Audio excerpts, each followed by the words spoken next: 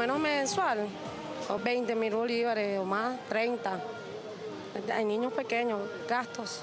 El monto perfecto viene siendo, uno, que realmente el dólar lo ponga a la paridad que la gente está comprando los artículos y no con un salario mínimo basado supuestamente en $1 a 6.30 que no existe, a 12 que nadie lo tiene y a 200 que nadie lo puede adquirir. No, yo creo que mínimo 30.000 bolívares, mínimo por lo menos, mija, para poder medio vivir. Yo pienso que el sueldo mínimo para el venezolano debería de ser como entre 12 a 13 bolívares. Por lo menos tres sueldos mínimos. ¿Qué salario tenemos que tener? 30 o 50 bolívares mensual. Bien, esa es la opinión de algunos usuarios que pudimos tener la oportunidad de entrevistar y preguntarles cuál creen que debe ser el salario mínimo. Pocas personas concuerdan con el actual. Siempre el venezolano va a querer un poco más para tener mayor poder adquisitivo. Sin embargo, debe haber un promedio en el cual también ya se sientan acordes con la calidad de trabajo o el esfuerzo que están realizando para entonces tener esa remuneración. Vamos a seguir hablando sobre el salario mínimo. Recuerden que pueden participar a través de @EntreNoticias, que tienen la etiqueta o hashtag #NSalario, y se encuentra con nosotros en este segmento la coordinadora de la Unión Nacional de Trabajadores, Marcela Máspero, un poco para conocer y esa representación de los trabajadores que devengan esta cantidad, este salario mínimo. Estábamos hablando de que en términos de canasta alimentaria, en términos de inflación, no hay un equilibrio entre lo que es el salario mínimo y el poder adquisitivo o, digamos, la capacidad que puedan tener las personas de adquirir los rubros, los productos. ¿Cuál es la opinión de los trabajadores? Fíjate, Amber, muchas gracias por la invitación. Y primero decir que si el Banco Central de Venezuela no da cifras, bueno, para nosotros el CENDAS, y nos referimos al CENDAS del Centro de Análisis y Social de la Federación Venezolana de Maestros, que ya tú señalabas la cifra, señala que el aumento del costo de la vida en un año fue de 120%. Y nosotros hacíamos un análisis, porque fíjate, hasta el año 2007, a partir del año 2007 se cambió la tasa referencial para todo lo que tiene que ver con la inflación. Y a partir del 2007 empezó a ser en base a 100 para el cálculo de los índices económicos. Del 2007 al 2012, en el gobierno del presidente Chávez, la inflación total fue de 318.4. Hasta diciembre del 2014, no estamos tomando en cuenta este año, subió a 825%, estamos hablando del 507%. ¿Cómo se refleja eso diariamente en el mercado? Porque tú y yo vamos al mercado, parece que hay gente que no va al mercado ni tiene que ir y hacer uso de su cédula de identidad, que sigue implementándose a pesar que el gobierno anunció, y eso lo queremos denunciar en tu programa, un kilo de queso duro, ¿cuánto nos costaba en el 2012? Entre 90 y 110 bolívares. ¿Cuánto cuesta hoy un kilo de queso duro? 680 o 720. Si hablamos de los bombillos, un bombillo de los blanquitos, que son los tradicionales, antes costaba 30, 60 bolívares. ¿Cuánto cuesta ahorita? Cuesta costaba 12 y ahora 300. Los ahorradores costaban entre 30 y 65, ahora los consigue entre 800.000 y más. ¿Cuánto aumentaron los bombillos tradicionales? 2.090%. ¿Cuántos los ahorradores? 4.000%. ¿Cuánto aumentó el queso? Ya lo estamos diciendo. Entonces, claro, al ir al mercado, por supuesto, lo que tú señalabas, el problema no es el aumento del salario mínimo, que además se hace de manera inconsulta y no se consulta a los actores sociales en el país, sino que no hay una política que al final de esta entrevista diremos unas propuestas que tenemos desde la UNET para ir adecentando y discutiendo el gran contrato colectivo para los trabajadores en este país hoy. Es la economía del país. Ahí no puede haber absolutamente ninguna duda. Esa tiene que ver con producción, tiene que ver con empleo, con salario, etcétera. Estábamos hablando con el diputado precisamente sobre la responsabilidad que también tienen los trabajadores de aumentar lo que es la producción nacional, de ofrecer, también dar su aporte al país. También nos hablaba de las otras compensaciones que tienen los trabajadores, no solamente, digamos, un sueldo en efectivo, en papel moneda, sino también los tickets de alimentación, las misiones, todas esas también colectivos que realiza el gobierno nacional, esas políticas para compensar también a los trabajadores y a los venezolanos en general. ¿Se encuentran compensados los trabajadores representados por su organización? Fíjate, primero señalar, fíjate, aquí tenemos una tabla de salarios mínimos en América Latina, ¿ves? Por ejemplo, en Argentina el salario en dólares mensuales es 489.43, que es el más alto entre Argentina, Bolivia, Brasil, Chile, Colombia, Ecuador, México, Paraguay, Perú, Uruguay y Venezuela. En Venezuela tenemos un problema porque de acuerdo al cambio del CENCOES de 6.30, el salario mínimo sería de $1.178, pero eso es falso. Si hablamos del SICAD de 12.8 sería 579, del CIMADI que está en 198 sería 37.43 y el paralelo que está en 489 serían $15 apenas. Nosotros aquí tenemos una tabla muy interesante que te habla de un promedio, porque uno de los elementos fundamentales, y ya lo decían los usuarios en la entrevista, es que se sincera el tema del dólar. Entonces, en un promedio de $120, nuestro salario mensual sería de $61.8. ¿Cuál es un adecuado a nivel de dólares de salario mínimo para un trabajador formal? Fíjate, para un trabajador formal tiene que ver con que pueda adquirir el costo de la canasta alimentaria y la canasta básica, que ya tú lo señalabas al inicio del programa, se necesitan entre 4 salarios mínimos y 7 salarios mínimos para adquirir esa canasta básica o alimentaria. Y si hablamos de las compensaciones que tú señalabas, fíjate, por ejemplo, en vivienda, ¿quién puede accesar hoy a la vivienda? Todos los trabajadores cotizamos allí, los empleadores hacen un aporte, pero yo como trabajadora no puedo decidir ni siquiera utilizar todo el plan que ha sacado el gobierno de gacetas y de presuntos apoyos que se dan para la vivienda, porque es inaccesible desde el punto de vista de los salarios mínimos, y además el gobierno está utilizando para las viviendas que nosotros apoyamos, todo el tema de los damnificados, el tema social, etcétera, pero yo como trabajador tengo derecho también discrecionalmente a decidir cuándo. ¿Qué trabajador hoy puede adquirir una vivienda? Bueno, en la misma cifra del CENDA están los aumentos. En materia de salud, hay un descalabro en la salud pública y en lo que tiene que ver con los insumos y los equipos en la salud privada. La mayoría de los trabajadores tienen seguros privados, pero ya estamos casi a la altura del público. Si hablamos de recreación o educación, seguridad y transporte, bueno, eso suma definitivamente cantidades que son inaccesibles para una familia.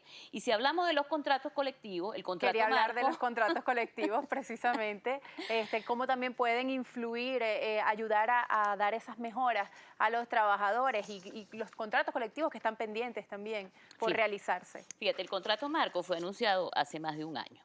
Cada vez que hay un aumento de salario, se anuncia que se aumentan las tablas salariales de la administración pública. Entonces, a partir del 1 de julio, en la administración pública se tendría que estar devengando 7.421.68 para los trabajadores y para los aprendices del INSEE. Y las escalas empiezan siempre por un porcentaje un poquito mayor en el primer grado. ¿Qué resulta? Que a partir de esta fecha, en la administración pública, los aumentos no se materializan, es totalmente falso. Y el nivel 1, paso 1, es el único que están devengando la mayoría de los trabajadores de la administración pública y que además, cuando te jubilan, la mayoría de los trabajadores jubilados obtienen una pensión del 80%. ¿Qué? El presidente Nicolás Maduro habló de la pensión de 100% o el monto del 100% para los pensionados. ¿Esto ya es efectivo? No, hay la pensión por vejez que otorga el Seguro Social, que está homologada al salario mínimo, y está la jubilación, que es el tiempo de servicio que te reconocen, que en la administración pública hay sectores como los profesores y otros que tienen el 100%, pero la mayoría tiene el 80% y cuando se le aplica ese porcentaje resulta que terminas devengando menos del salario mínimo que se te aumenta. ¿Quién puede vivir hoy con eso? No se puede. Y al hablar de los contratos públicos, bueno, en el sector público, como te mencionaba, el contrato marco fue anunciado hace un año, no ha sido discutido, está siendo discutido entre gallos y medianoche, y lo único que han aprobado hasta ahorita es las milicias obreras o el trabajo voluntario, que es voluntario entre comillas. En el sector eléctrico, como la federación no está legitimada, está discutiendo el gobierno con el mismo, igual que lo hizo en CanTV, y por eso intervinieron las elecciones del Sindicato Telefónico de Caracas. El sector textil, que es un sector privado, por ejemplo, sin haber sido convocado por el Ministerio del Trabajo, a pesar de haber introducido sus documentos en diciembre del año pasado, y eso está en el despacho del ministro, acaban de acordar un aumento de casi 70% y también en los útiles escolares. Si hablamos además del comportamiento del empleo, lo único que ha aumentado hasta ahora es el empleo del bachaqueo, que son personas que acuden, que se quedan sin empleo, acuden a y utilizan eso como un medio de este vida. trabajo informal. Antes de continuar, señora Marcela, quisiera darle participación también a nuestra audiencia a través de la cuenta de Twitter @entrenoticiasEB. Muchísimos comentarios, vamos a leer algunos. Nos pregunta por aquí Israel Riveros, pregúntale precisamente a nuestra invitada Marcela Maspero, por el contrato de la industria farmacéutica.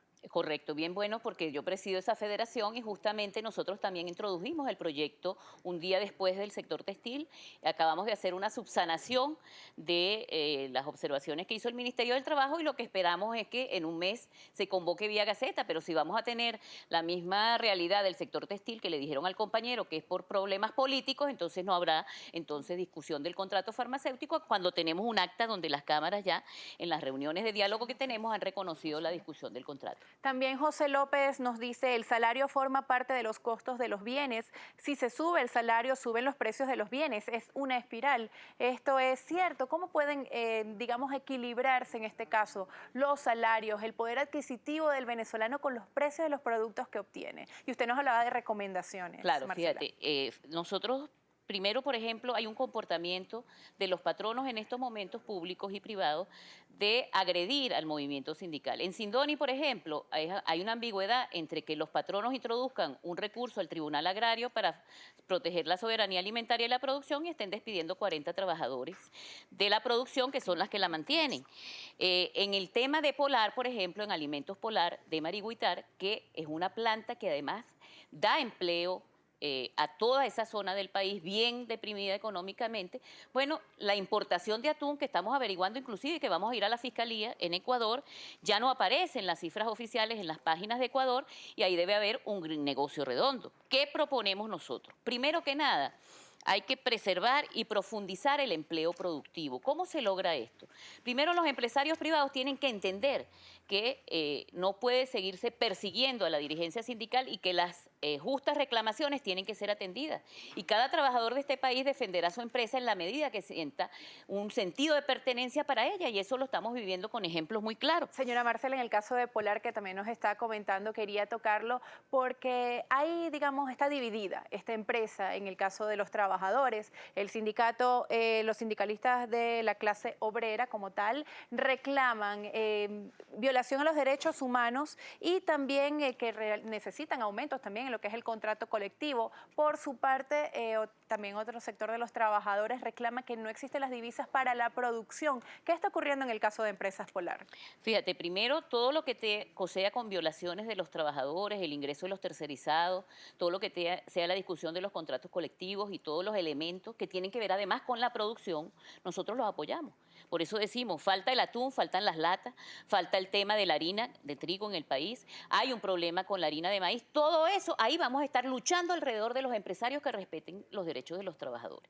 Ahora, todo lo que sean reclamaciones justas de los trabajadores también lo vamos a estar apoyando, pero lo que no vamos a apoyar, y lo decimos desde las bases de nuestros compañeros, es que se pretenda expropiar nuevamente empresas porque nosotros estuvimos allí. Participamos en esa política, aprendimos de acero, de café, de azúcar, de todo en el país y hoy hay un fracaso absoluto generado por quien está al frente de esas empresas por parte del gobierno. Hablemos de Corporación Siderúrgica Nacional y el 90% de la producción está paralizada y lo que piensan es enviar a los trabajadores a su casa como hace cualquier empresario capitalista. Recomendación final, señora Marcela, Bueno, ¿qué deben hacer entonces los trabajadores? ¿Cómo los puede apoyar también la organización y qué debe hacer el gobierno? Primero, los trabajadores debemos seguir trabajando hacia la unidad y la consolidación de la mayoría de los trabajadores que pensamos de manera autónoma y democrática. No se puede seguir financiando el déficit fiscal con dinero inorgánico, no se puede seguir devaluando el bolívar para financiar el gasto público, porque eso puede ayudar al gasto público, pero repercute directamente en la inflación y en el gasto que hacemos todos los venezolanos. Tiene que haber una alianza para conservar el empleo productivo, el diálogo que se debe dar en el país y son recomendaciones de la 104 Conferencia Internacional del Trabajo, debe ser un diálogo inclusivo con todos los sectores de empresarios, así no le guste al gobierno, con todos los sectores de trabajadores, así no le guste al gobierno. Y el gobierno debe estar allí para definir políticas públicas conjuntamente con los actores sociales. Porque esta situación que tenemos en el país, Ámbar, no se le ve salida. en los próximos meses tenemos una coyuntura electoral en la cual hay que participar masivamente e ir a votar, lo estamos diciendo a todos los trabajadores de este país, tenemos que ser decisorios porque está en juego el contrato colectivo más grande que hay en este país, que es la economía, que es lo social, que es el futuro de nuestros hijos, y nosotros no nos vamos de Venezuela.